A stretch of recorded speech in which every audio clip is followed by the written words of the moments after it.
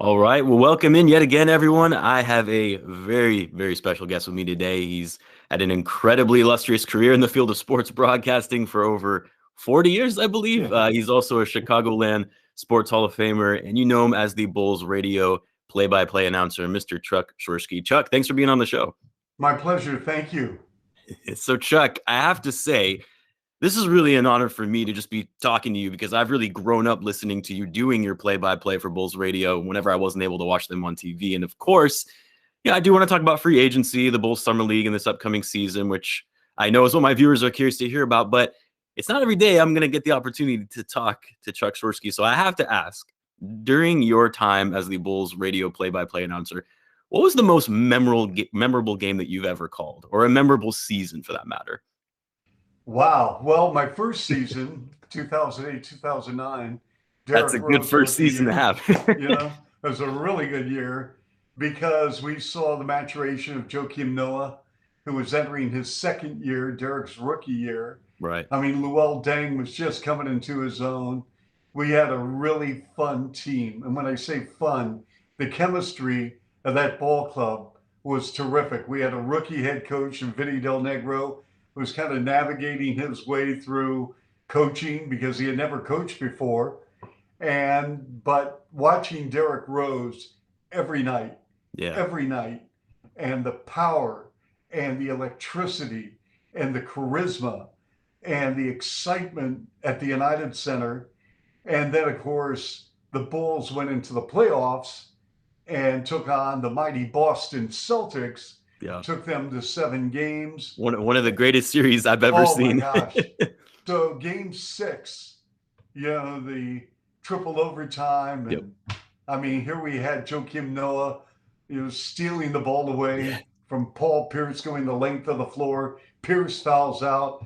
Noah dunks the ball. It was unbelievable. And then game 7 at Boston, Eddie House goes crazy off the bench. And unfortunately, the Bulls lose the game. But that was a really neat year. Yeah.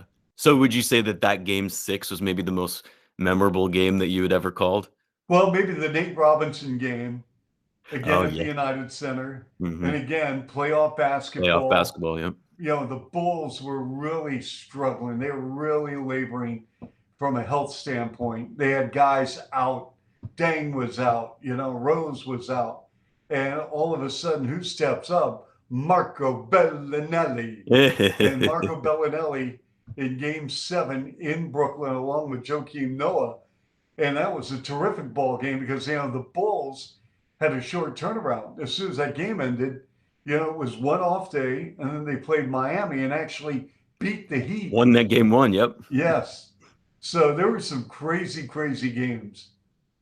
Yeah, I remember that series, actually. The Bulls went up 3-1 against the Nets. And then when the Nets tied it back up and they were going back to Brooklyn for game 7, I thought it was over. I mean, especially when, you don't have your leader in Derrick Rose. And that game was just, I was on my feet the whole time, absolutely excited, and could not believe that they actually won the game. And then obviously, like you said, going into game 1 against the Heatles and beating them in game 1, obviously they lost the next 4, but that was still, even with Derrick Rose being injured during those years, that team was still exciting. That team was still a lot of fun to watch. And it was fun to watch because they played hard. I mean, Coach Tibbs really brought out the best in the mentality of a player, challenging players. And I think, also in that series with the Nets, remember Heinrich went down. And the unfortunate series with Philadelphia when Rose got hurt, I really thought that year was probably the best chance for the Bulls to reach the NBA Finals. But Rose went down in game 3. Noah, as you know, went down. Amir Sheik went down. And it was just, unfortunate for the Bulls. But again, you always look at the effort, the energy, and they never quit. And to me, that speaks volumes about the character of the team and also the coaching staff. Yeah, absolutely. Did you happen to call the game where Derrick Rose went down in 2012 in game 1? Yep. What was sort of like your, because obviously you were there. I wasn't, at the United Center. I mean, what was sort of the sentiment, the feeling, the environment, and what was it like for you, emotionally speaking, after seeing that happen? Well, again, as a play-by-play announcer, I always follow the ball. Right. So Rose is in the And he right passed it. elbow, and he throws a skip pass. Right. So my vision is following the ball. Sure. And the next thing I know, Rose is crumpled right in front of the Philadelphia bench. He's down. Right. And I'm thinking, well, maybe he landed awkwardly, maybe he twisted an ankle, came down, in a manner in which, he's kind of just feeling initial pain. I really didn't know. And honestly, I don't want to speculate at that time on the air because really, I'm not a doctor. I don't know. Sure. Sure. And unless it's very obvious. Well, in this case, you could have heard a hush. And I noticed the body language of the Bulls players and the Philadelphia players. And then when the medical staff approached Derek and we saw the replay, that no one touched him and it wasn't an ankle, Right. I thought the worst, in all honesty. And we didn't know what was going on, with the Yeah. exception of Derek being carried off the court, being assisted off the court. And so now the game ends. There is, the Bulls won the game, but there was a hush from fans who were listening to the game on the radio at the United Center. There was an emptiness at the Right. United Center, in the locker room, in the hallway. After the game, I remember, because it was an early start time at the United Center on a Saturday. So I went to church at St. Michael's in Wheaton, Illinois. And I'm noticing in mass that, because people had their cell phones on, that there was a little bit of a buzz. And so, of course, forgive me, Father, I've sinned. I took my phone out and I noticed Derrick Rose, ACL. And I went, no. And again, we lost Rose, then we lose Noah, Amir gets hurt, and that was it. Yeah. And yeah, I was really devastated when that happened because I really thought that that was a year that the Bulls really had a chance at the title. Because even Correct. in 2011, they went to the Eastern Conference Finals, and obviously it was a disappointing series lost for them. But I think even that year, I didn't really think, even though they finished with the best record in the league, that was the year Derrick Rose won the MVP. I thought they were still a little too young. Like I was like, I don't know if they can potentially win the championship. Just given the fact it was Tom Thibodeau's first year, like I said, all the guys were very young. But in 2012, I thought, okay, this is the year. This is the year that it's going to happen. They obviously came back. They still finished with the best record in the league. Now they have experience. They have deep playoff run experience. And as soon as we saw Rose go down, I knew that was it. I Yep. knew that without him, they're not going to be able to make a run at the Right. title. Because to reach deep in the playoffs, you need stars. Yeah. And I mean, there have been teams without stars making the finals, obviously, and we've seen them. And there are teams that have won the NBA championship, and we've seen that. I mean, I'm thinking about, like I was thinking about Chauncey Billups the other day as the new head coach at Portland. Chauncey Billups, Richard Hamilton, Ben Wallace, Rasheed Wallace. I mean, that was a really good Detroit team, but they really weren't superstars. Right. But you really need superstars, at least one, hopefully two, maybe 2.5, to have a run of about 5 to 7 years where you're going to compete for the finals. Not saying you're going to reach the finals every year, but you go into the season saying, okay, here's what we're all about. We're going to win 50 plus games. We're going to monitor minutes. We're going to be fresh for the playoffs. And once we get the playoffs, no one's going clubbing. We're locked in. This is what we're all about from day one, as a kid, playing on the driveway or going into AAU ball, high school ball, one and out in college, whatever the case may be. This is our mojo. Yeah. And so you need stars. And we just saw that in the NBA Finals. I mean, Giannis Absolutely. and Middleton were fantastic. You had satellite players helping, obviously. whether it was Lopez, whether it was Connaughton, whatever the case may be, you need stars. So Sure. now you look at Brooklyn, and they've got three mega alpha stars. You're right. So the benefit of that is that when you have, whether we had Rose and Noah, who was developing into an elite defensive player, and when Rose went down, we know that the offense really, Tibbs had a great idea to facilitate the offense through the high post with Noah, and it actually worked. And Joe's offensive skill set, advanced. But when you get, for example, a team like Brooklyn, Lakers now, you go into a game saying, okay, will all three play great? Okay, maybe, maybe not. Will two play great? Chances are probably. Even if you have 1.5 players play great, you're going to win. You have a chance to win the game or go into the fourth quarter with an opportunity. Yeah. So that Bulls team, to me, with Derek, wow.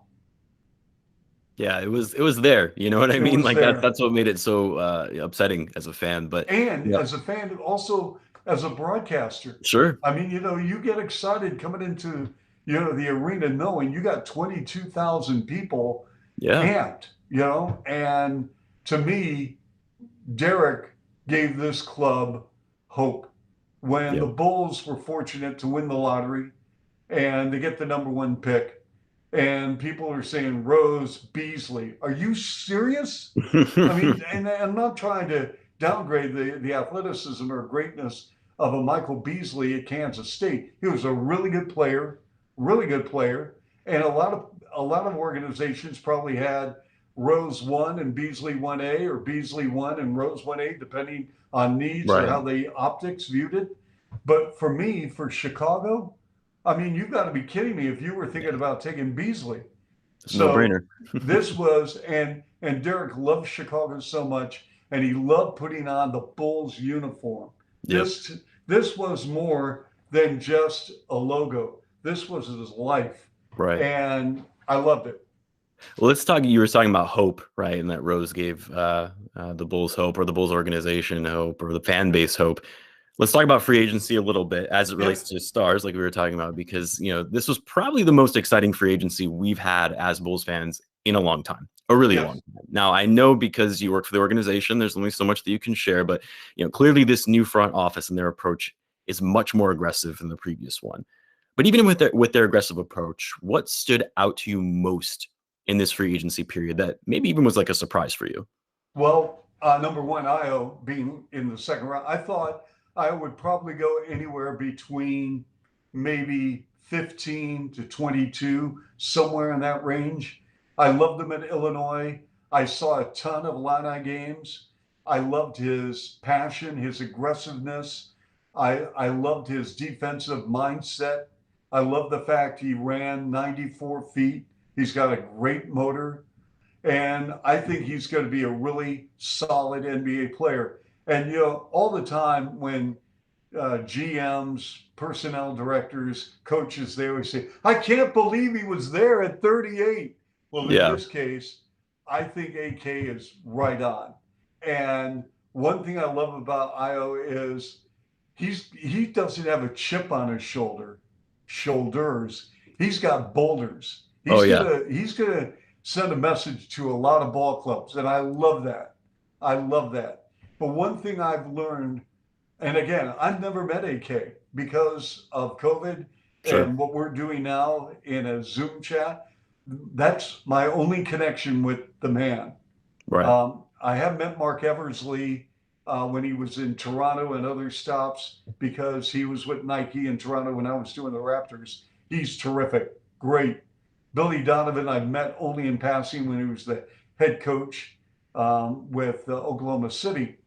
But one thing I've learned about AK, he's all business, all business. And his vision to put together a club, Ball, DeRozan, Io, Vooch, Caruso, who, by the way, is not getting enough pub.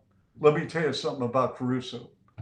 Watching him, and I saw him at Texas A&M, just guy who just went for it. Every possession, just go for it. You whatever you do. You want to play defense, the offense, whatever. He played both sides. Yeah. This guy was a legit defensive star with the Lakers. And the Lakers have a ton of talent. I get it. They got two of everything. But I'm telling you right now, they're going to miss Caruso. I'm shocked they didn't re-sign him. Well, I think that was one of the more underrated signings. So that was actually going to be my next question, which I assume is Caruso. Was do you think that there was a surprise or an underrated signing that maybe not as many people are talking about? Because I think all the focus right now, obviously, is on Lonzo Ball and DeMar DeRozan. I think Caruso was a great pickup. At least for the amount that we got him. I know that some people thought he's kind of overpaid, but you can't underestimate the defensive ability that this Bulls team needs, and especially coming into the second unit. So would you say that's probably one of the underrated signings for the Bulls? Absolutely. If you look at the Bulls defense or lack thereof, they did improve the second half. I think they became much more comfortable with Billy Donovan's system. However, you still need a defensive mentality by a player. Coaching will only take you so far. You need, as a player, to say, okay, I need to learn how to play angles better. Right. I need to communicate better. I need to be a little bit more physical. And this is something where I've had discussions with a lot of coaches in my 24 years in the NBA. Can you coach physicality? I mean, it's one thing for coaches to say, we need to be more physical. We need this. We need our guy at the 4 and the 5 to really play physical. We need our 3 to lock them down. I think physicality at the NBA level is here. Oh, absolutely. I really do. I think you either have it and you're not utilizing it. You either have it and you are getting after it, or that's not in your personality. Right. And if it's not your personality, then either coaches, executives need to understand that and say, hey, you know what, this is really not his game. So he can still be a very valuable asset, either if his skill set is off the charts offensively, where it's almost like baseball. If a guy can hit, you're going to find a place for him in your lineup. Yeah. It may be a DH. You could stick him in left field. You may put him at first, wherever. But you're going to, if he can really hit on a consistent basis, you're going to find a place for him because he has added value. Well, the same thing, if you're not physical, and I like tough, physical, hard-nosed players, but there aren't enough of them in the NBA. It is what it is. But with Caruso, he is. I love him. I thought it was a great sign. When I saw that we had signed him, I said, yes, because this is an AK type player. And, you talked about effort, and I think my viewers are probably getting so over me talking about this particular topic, but that's been my biggest frustration being a Bulls fan is, I think I just got so used to the years of the energy and the hustle that we saw in the Tom Thibodeau years, with Rose, Noah, Dang, that's kind of been the biggest challenge for me being a Bulls fan is just not really seeing that energy there, not really seeing that effort all the time. I know it's there some of the time. I'm not saying that they don't give effort at all, but it's not for the full 48 minutes. And so, I think that is going to really be a key piece for this upcoming season is making sure that this team wants it. They want to win. They want to play hard and at all times. And I think by bringing in some of these guys, they're really going to motivate them to do that. I think it's going to be really valuable. Now I have to talk about Lauri Markkanen a little bit. Obviously only share what you're able to, since at least at the time it's recording anyway, it's still a fluid situation, which for those watching, depending on when you're watching, recording this on Thursday morning, but without you saying anything that would be considered tampering, what's sort of the latest on Markkanen's free agency situation? What do you think will ultimately be his future going into next season? Well, yeah, I can only go based on, like everyone else, what they read. And Markkanen put out on social media that he wants a fresh start. Right. He is not, to my knowledge at least, he has not added anything to that statement over the last 48, 72 hours, whenever it was, posted. My thinking is this.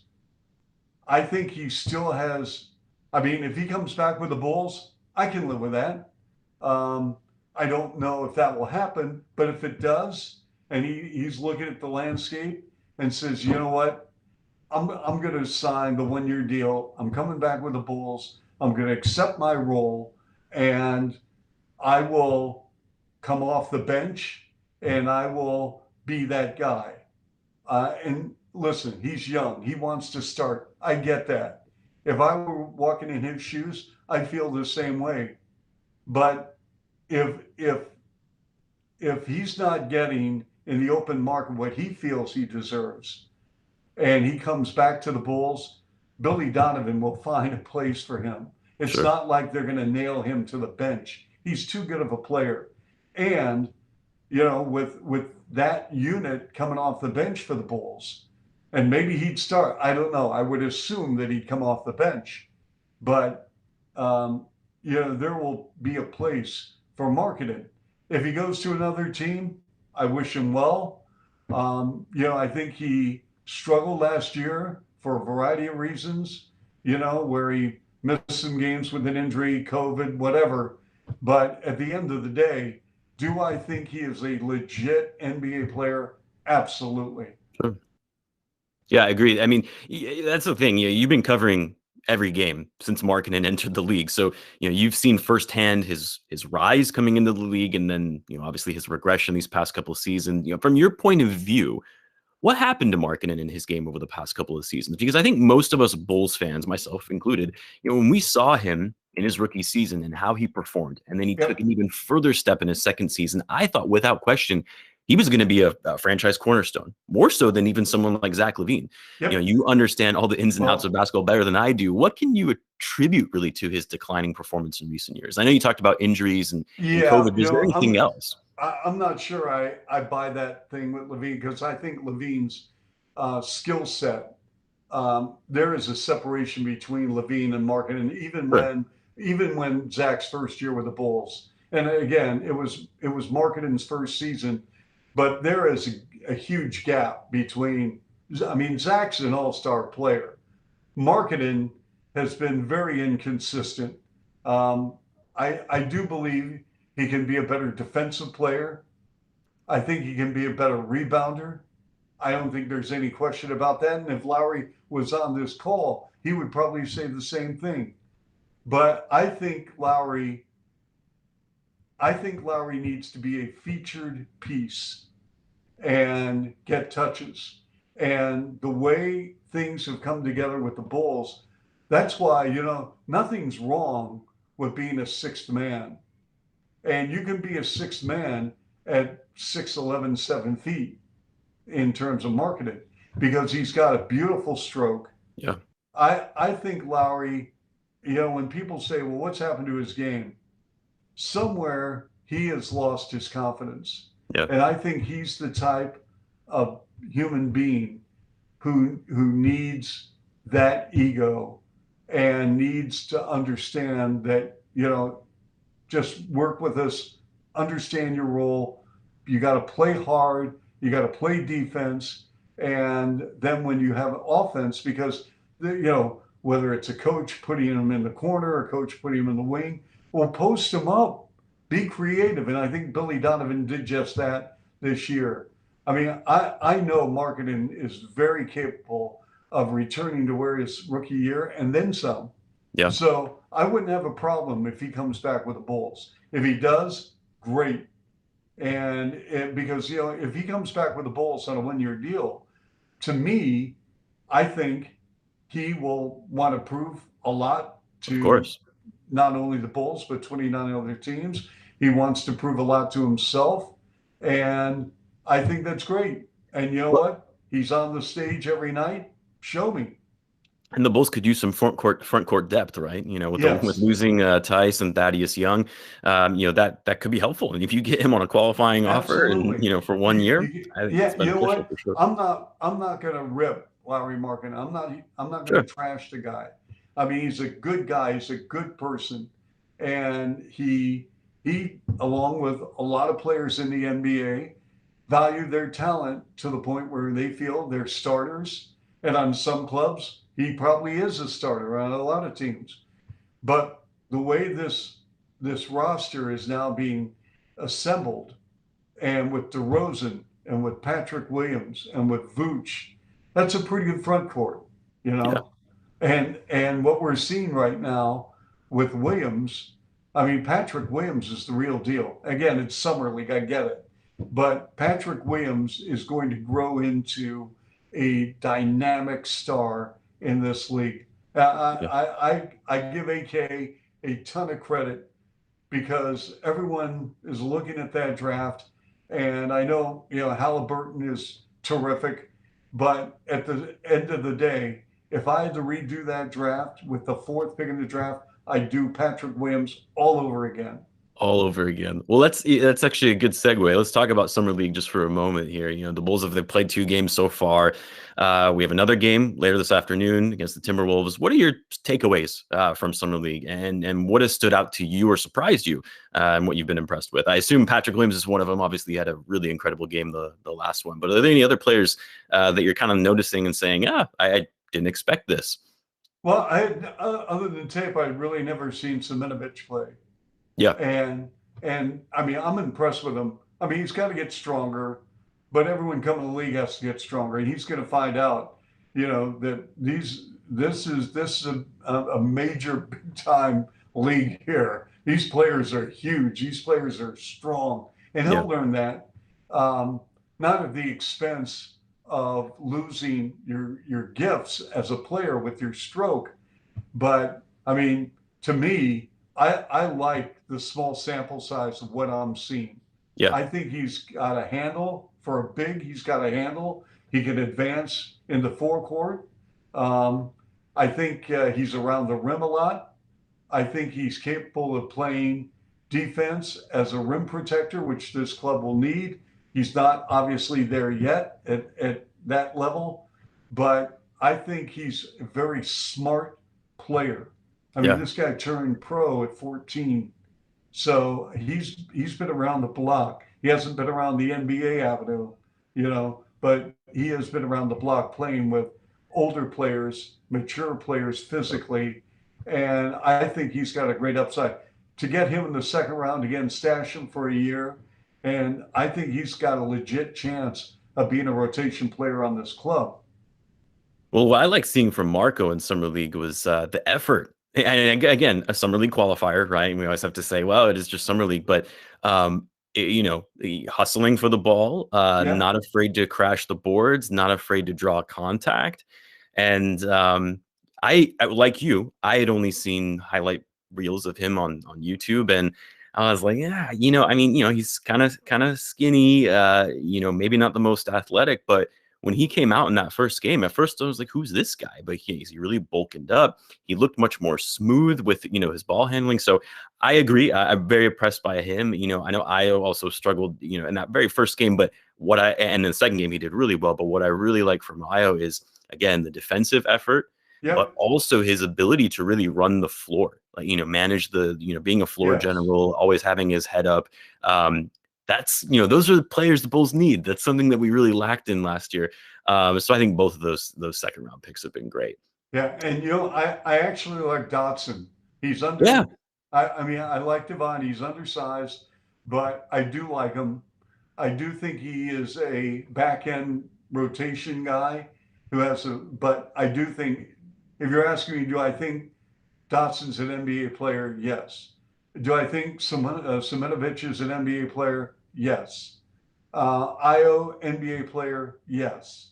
Williams NBA player? Yes. of course. Yeah. And I'll tell you what, on the cusp, Shatu is an intriguing player from the standpoint that he could eat minutes. If somebody went down in the front court for the Bulls from a defensive standpoint, it's almost like a reliever in baseball. He Sure. could probably come in over a week or two, being that fourth big off the bench, play 8-12 minutes a game just to give other guys in the rotation a rest. Because I mean, he's a guy that I'm not saying he's a frontline player in the NBA. I'm not going there, but I do like his role and what he's able to do. So let's talk about this upcoming season then. Yeah, probably the most we've been excited to see the Bulls in a long time. But at the same time, I Yes. think it's also important to manage our expectations and knowing that, there might be a bit of a learning curve, a new roster. And as Bulls fans, we also have to be a little patient with this new group. What do you think are reasonable expectations for this team? And how do you think this new look Bulls team will perform? Well, again, I know people don't want to hear this, but it's true. You're going to have to give this team, a little bit of time to gel. Sure. I mean, again, you're bringing in, um, DeRozan from the Spurs organization. You're bringing in Ball from New Orleans. So you're looking at some players that are going to come in, and then with a new look bench, whatever that's going to consist of. But I mean, I'd be very, very disappointed if this was not a playoff team. I'd be extremely disappointed. Now, I say that in mid-August because we don't have the benefit of what a roster is going to be, Sure. the constitution of the roster, and what it's going to look like because of injury or adds, subtraction, whatever, what it's going to look like in mid-April for the playoffs. But I think this team is relevant. And that's one thing that I think Bulls Nation and people who follow the NBA, when they look at what AK and Mark have done in the offseason and the fact they're very proactive, they're very aggressive, they've got a fluid plan in place. And to me, if I'm the NBA, I'm saying, great, we have the third largest market in the United States, Yeah. and they've got a basketball team because marketing and television, they need these big markets. That's why they celebrated the Knicks. I mean, Yeah. New York, and LA is LA. But I mean, here in Chicago, I mean, I threw this out on social media, and I want to get your take on this. I think the Bulls should be on Christmas Day. If Oh yeah. if I'm ESPN, ABC, TNT, combination of the three, one of the three, somewhere when I'm putting the schedule together based on the additions of having this lineup on the floor and Chicago, I'm saying to myself, I got to put them on Christmas Day. Let's get back to a Bulls Knicks Christmas Day game. I saw your tweet on that. Yeah, Bulls versus Knicks. I think it would be incredible, right? Because not only that, you have the Tom Thibodeau factor, right? That he used to coach the Bulls. Absolutely. Uh, Derrick Rose, Tom Derrick Rose. Yep. Thibodeau. And if they came to Chicago on Christmas Day, I mean, come on. It Yeah. makes too much sense. Yeah. No, for sure. I agree with you completely. And I think it was disappointing for me as a Bulls fan. I got so used to all those Christmas Day games, right? Even after they traded Rose, I think they still had the Christmas Day games for the Bulls until they traded Butler. And then, obviously they didn't Yeah. have anymore. And then I was disappointing. It's something to look forward to on Christmas Day. You Well, watch some basketball. we had some really good Christmas Day games, but we didn't. I mean, when I was calling games, I mean, with the Jordan era, it was fantastic. Of Christmas course. Day, Michael Jordan, you unwrap the packages. And by the way, the biggest package is number 23, Michael Jordan and the Bulls on national TV. We Yeah. had a Christmas night game. You probably look this up. We had a Christmas night game at the United Center, and the Bulls played the Rockets. And I think the Bulls Oh, lost by like they 40. got beat. I remember that game. Yeah, because I mean, it's like you're looking forward to the game, and then the Bulls got absolutely Oh my destroyed. gosh. Yeah, it was like by over like 30 points or something like Yeah, that. it I think it was was. like It was not good. 2014, 2013, maybe. Yeah. Yeah. So one last question. Which player do you think will be the biggest surprise for the Bulls this upcoming season? And surprise in a good way. If you had to choose one Wow. player. Well, I mean, we know that Patrick Williams is capable of taking that next step. So that Right. really wouldn't be a surprise. And Right. we know what Vooch can do and Zach in a pick and roll. That's not a surprise. DeRozan, you know, is a fabulous offensive talent. That wouldn't be a surprise. I'm going to say Caruso. Okay. I think he's going to be a fan favorite, and I think he's going to relish his role as he did with the Lakers. I mean, I get it. He was bummed. I'm sure if you're Caruso, you're probably saying, hey, I'm leaving the Lakers. But he's got to look at this, as I'm sure he does, and says, this is a great opportunity. I know he's fired up because I read his tweets, and I'm glad he's in Chicago. And, I'm sorry that from the standpoint of Laker fans who wanted him back, but guess what? He's a Bull, and I'm thrilled. I'm so excited. This was under the radar. I didn't even know, again, we're not in the loop. But when I Right. saw that the Bulls had signed Caruso, I thought, yes, AK. Again, as you can tell, I'm really big on this signing. No, absolutely. So, Chuck, I cannot thank you enough for taking the time out of your day to just be able to chat with me.